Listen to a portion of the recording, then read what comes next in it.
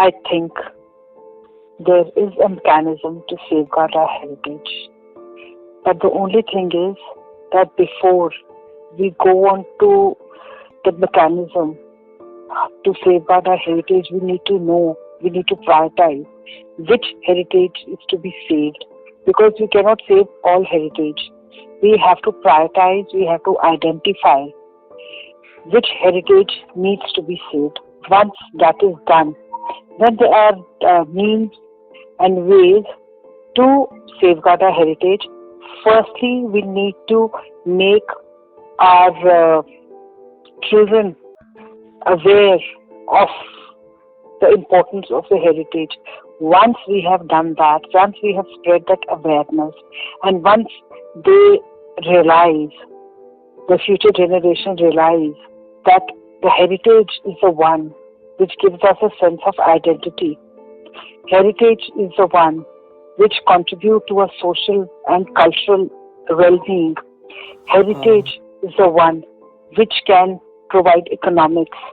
Heritage is the one which once is gone, there is no way to get it back. So once that is understood by the children or by the future generation or by the younger generation, then of course mechanisms can be developed to safeguard our heritage. First and foremost, we need to identify, to prioritize which heritage needs to be safeguarded.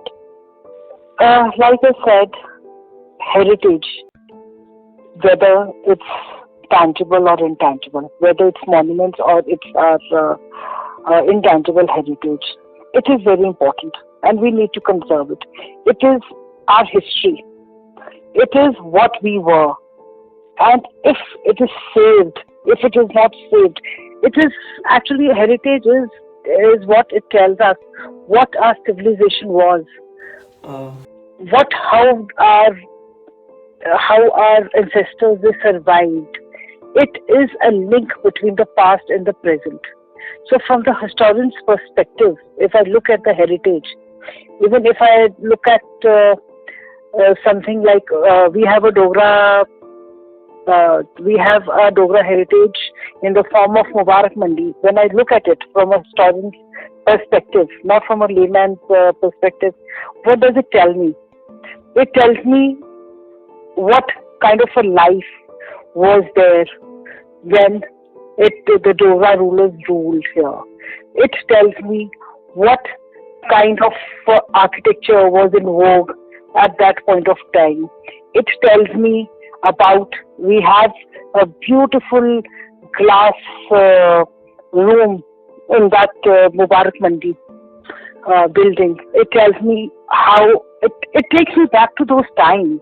And it is very important for our children and for us also to know what history has to tell us.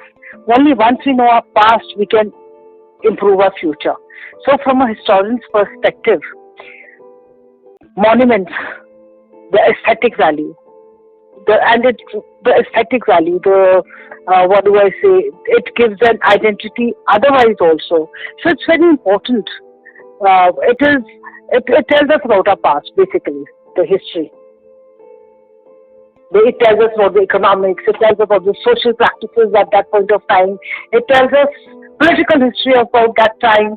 So it is very, very important. Unless and until we have these monuments, it is not possible to know our past. It is a visual representation of our past. Hence, very, very important.